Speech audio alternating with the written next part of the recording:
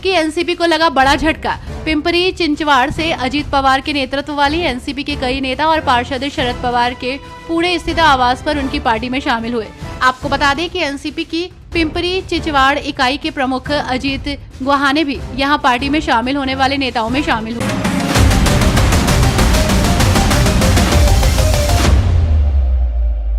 लोकसभा चुनाव में करारी शिकस्त ने बीजेपी को सदमे में डाल दिया है। उपचुनाव के लिए रणनीति बनाने के लिए मुख्यमंत्री योगी आदित्यनाथ की अगुवाई में उनके लखनऊ स्थित सरकारी आवास 5 कालिदास मार्ग पर बैठक हुई। जानकारी के अनुसार बैठक में तय हुआ कि सिर्फ जिताऊ और ईमानदार प्रत्याशी ही मैदान में उतारे जाएंगे। सिफारिश के आधार पर किसी को टिकट नहीं दिया जाएगा।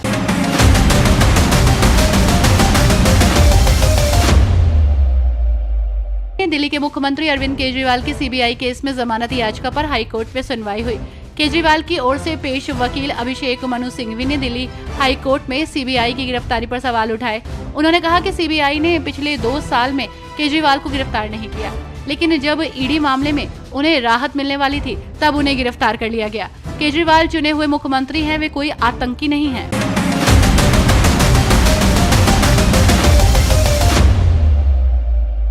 पूजा खेड़कर की मुश्किलें बढ़ती जा रही हैं। पूजा का एक और फर्जीवाड़ा सामने आया है। पिंपरी पुणे के YCM हॉस्पिटल से जो डिसेबिलिटी सर्टिफिकेट हासिल किया था, उसके लिए उसने अपने एड्रेस प्रूफ के लिए राशन कार्ड को अटैच किया था और फर्जी एड्रेस पर सर्टिफिकेट हासिल किया था।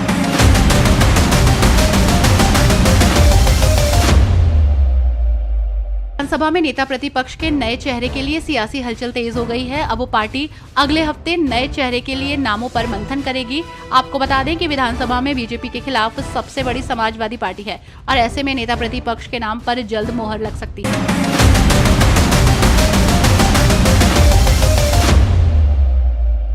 लोकसभा चुनाव में बीजेपी को मिले झटके के बाद पार्टी के अंदर उथल पुथल है।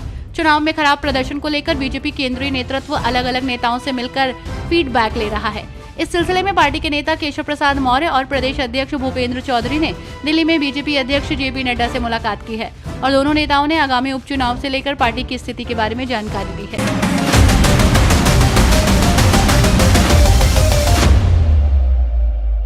विधानसभा सीटों पर उपचुनाव होना है। इसमें से 5 पर एनडीए और 5 पर सपा का कब्जा है, तो वहीं सपा के किले में सेंध लगाना बीजेपी के लिए बड़ी चुनौती है। आपको बता दें कि 3 सीटों पर तो खास तौर से बीजेपी को मुश्किल का सामना करना पड़ सकता है। ये यादव और मुस्लिम बाहुल्य वाली सीटें हैं।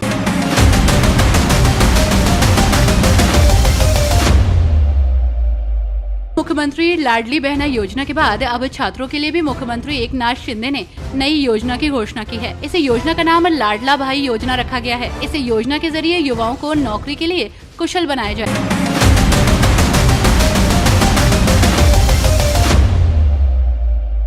में इन दिनों हलचल मची हुई है। अजीत पवार गुट के छगन भुजबल ने शरद पवार से मुलाकात की है, जिसके बाद कई तरह के कयास लगाए जा रहे हैं। तो वहीं RSS से जुड़ी पत्रकारिता ने एक बार फिर से महाराष्ट्र में बीजेपी और अजीत गुट के गठबंधन पर आपत्ति जताई। आपको बता दें कि सूबे में लोकसभा चुनाव में बीजेपी के खराब प्रदर्शन के पीछे अजीत गुट के साथ उसके गठबंधन को बताया गया है।